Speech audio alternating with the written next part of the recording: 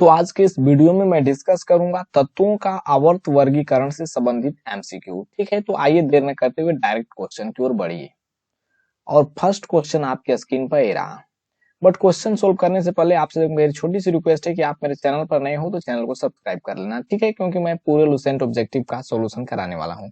बोल रहा है कि तत्वों का सबसे पहला वर्गीकरण जो है किसने किया था, तो आपको बता दूं कि पहला वर्गीकरण आपको डोबेरेनर साहब किए थे। ठीक है, डोबेरेनर। तो आपका आंसर हो जाएगा ऑप्शन नंबर डी। बोला है कि तत्वों के वर्गीकरण से संबंधित त्रिक का नियम किसका है, तो ये भी डोबेरेनर साहब ही दिए थे। तो आपका आंसर हो जाएगा ऑप्शन नंबर बी। बोला है कि तत्वों के वर्गीकरण से संबंधित अष्टक का नियम, तो अष्टक का नियम आपको न्यूलैंड साहब दिए थे। ठीक है।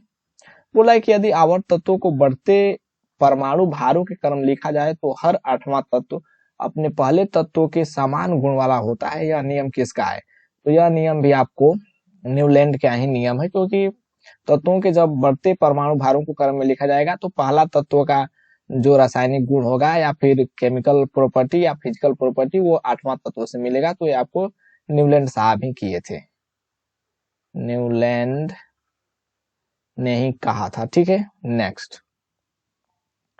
तो आपका आंसर हो जाएगा न्यूलैंड का अष्टक नियम।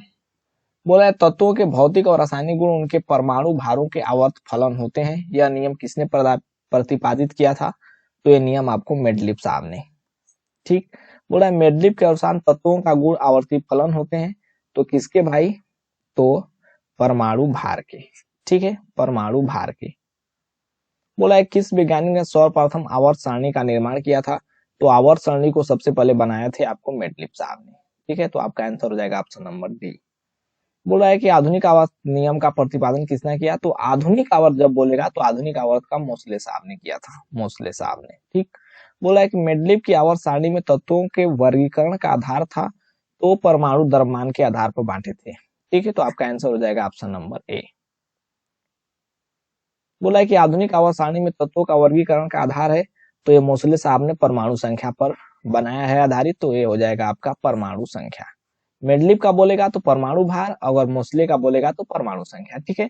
बोला है कि आवर्त सारणी के उदग्र स्तंभ को कहा जाता है, तो उदग्र को आपको कहा जाता है वर्ग, उदग्र को वर्ग कहा जाता है। अगर क्षैतिज की बात करें तो क्षैतिज को आपको आवर्त कहा जाता है, आवर्त। ठीक है। अगर इसका संख्या पूछ दे तो आवर्त की संख्या पूछ रहा है यहाँ पर क्वेश्चन नंबर 13 में, तो आवर्त होता है आपको, यहाँ पर कुछ मिस किया है, आवर्त सारणी में वर्गों की संख्या माफ कीजिएगा, वर्ग, तो वर्ग आपको 18 होता है। ठीक है। और यहाँ पर पूछ रहा है आवर्त की संख्या, तो आवर्त यहाँ पर 7 हो जाएगा। ठीक है। बोल रहा है कि आधुनिक आवर्त सारणी में तत्वों को व्यवस्थित किया गया है, तो आपको बताया कि मेडलिप का पूछेगा तो बढ़ते परमाणु भार, अगर आधुनिक पूछेगा मोसले का तो बढ़ते हुए परमाणु संख्या। ठीक है, तो आपका आंसर हो जाएगा परमाणु संख्या। तो आपका आंसर हो जाएगा ऑप्शन नंबर डी, बढ़ते हुए परमाणु संख्या। नेक्स्ट। बोला है आधुनिक आवर्त नियम के प्रवर्तक हैं, तो मोसले हैं, मोसले। बोला है तत्वों की आवर्त सारणी का जनक कौन है, तो जनक आपको मेडलिफ है, Dmitri Mendeleev. Okay. Question number 18। Question number 18 बोल रहा है कि आवर्त सारणी का लंबा रूप निर्भर करता है, तो लंबा रूप आपको निर्भर करता है परमाणु संख्या पर। ठीक है, परमाणु संख्या पर। तो आपका आंसर हो जाएगा option number C. Question number 19 आपको है कि निम्नलिखित में किस एक पर आधुनिक आवर्त सारणी आधारित है, तो ये परमाणु संख्या, सेम टू सेम क्वेश्चन हो गया। नेक्स्ट। बोला है तत्वों की भौतिक और रासायनिक गुण उनकी परमाणु संख्या के आवर्त फलन होते हैं। यह नियम जो है किसने प्रतिपादित किया था, तो ये मोसले साहब ने किए थे, जो कि आधुनिक आवर्त सारणी के जनक भी हैं। ठीक है। बोला है कि तत्व किस समूह के सदस्य हैं, तो शून्य समूह, सिंपल क्वेश्चन था, या फिर 18वां समूह के हैं। ठीक है।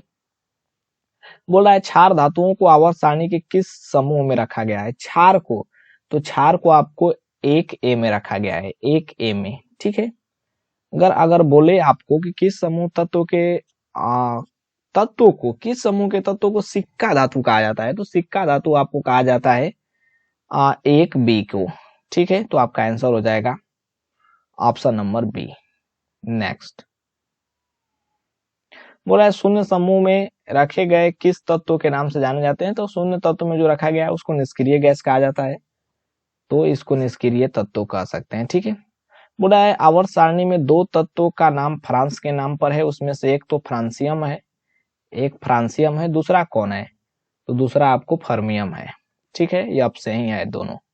बोल रहा है कि निम्नलिखित में किस वैज्ञानिक ने पोलोनियम तत्व की खोज की थी? तो ये मैरी क्यूरी साहब ने की थी। ये महिला थी और ये दुनिया की पहली ऐसी महिला थी जिन्होंने केमिस्ट्री में भी और फिजिक्स में भी नोबेल प्राइज जीती थी। ठीक है, नेक्स्ट बोल रहा है सबसे भारी धातु, तो सबसे भारी धातु की अगर बात करें तो ओस्मियम हो जाएगा। और यहाँ पे बोल रहा है सबसे हल्की धातु, तो हल्की आपको लिथियम हो जाएगा। बोल रहा है सबसे हल्का तत्व, तो हल्का तत्व आपको हाइड्रोजन हो जाएगा। ठीक है, और यहाँ पर बोल रहा है निम्नलिखित में से कौन सा तत्व सर्वाधिक विद्युत ऋणात्मक है? तो सर्वाधिक विद्युत ऋणात्मकता आपको हो जाएगा फ्लोरीन का, फ्लोरीन का। ठीक है, ठीक, नेक्स्ट यस। बोला है संक्रमण तत्व की विशेषता है, तो संक्रमण तत्व की विशेषता आपको है, यहाँ पर ध्यान दीजिएगा, यहाँ पर माफ कीजिएगा, क्वेश्चन नंबर 31 छूट गया है तो उसको मैं देख लेता हूँ। यहाँ पर 30, 35, 35, यहाँ पर स्लाइड में ही मिस्टेक हो गया है क्योंकि दोनों 35 35 आ गया, तो छोड़िए क्वेश्चन नंबर 31, 32, 33, 34 आपको बाद में बता दिया जाएगा। आइए 35 पर। ठीक है, बोला है कि संक्रमण तत्व यानी ट्रांजिशन एलिमेंट की विशेषता है, तो ये डी ऑर्बिटल में आपको पड़ता है, तो आपका आंसर हो जाएगा ए यानी कि डी ऑर्बिटल। बोला है प्रत्येक आवर्त का अंतिम सदस्य होता है, तो भाई अंतिम सदस्य होगा वो निष्क्रिय गैस ही होगा। बोला है प्रत्येक आवर्त का प्रथम सदस्य होगा, तो प्रथम आवर्त का प्रत्येक आवर्त का प्रथम सदस्य जो होगा क्षारहीन होगा। ठीक है, तो आपका आंसर हो जाएगा ऑप्शन नंबर ए। नेक्स्ट बोला निम्नलिखित में से किसमें शून्य इलेक्ट्रॉन सजातीय होती है? तो उसका आंसर हो जाएगा आपको नियॉन। ठीक है, नियॉन। क्वेश्चन नंबर 39 है कि तीसरे और चौथे समूह के ऑक्साइड के सामान्य गुणधर्म क्या है? तो ये गुणधर्म उनका है बेसिक और एसिडिक। आपका आंसर हो जाएगा ऑप्शन नंबर सी। बोला है आवर्त सारणी के दूसरे आवर्त में तत्वों की संख्या, तो दूसरे आवर्त में आपको 8 होता है। और बोल रहा है पांचवें, तो पांचवें में आपको 18 होता है। तो दोस्त ये रहे आपको 41 क्वेश्चन तत्वों के आवर्त वर्गीकरण से। नेक्स्ट वीडियो में मैं डिस्कस करूंगा धातु और उनके यौगिक के बारे में। ठीक है, तो चैनल को सब्सक्राइब करके बेल आइकन को जरूर प्रेस करो ताकि जब मैं पूरे लूसेंट ऑब्जेक्टिव का सॉल्यूशन कराऊं तो नोटिफिकेशन आपको मिलता रहे। थैंक यू वेरी मच, मिलते हैं नेक्स्ट वीडियो में।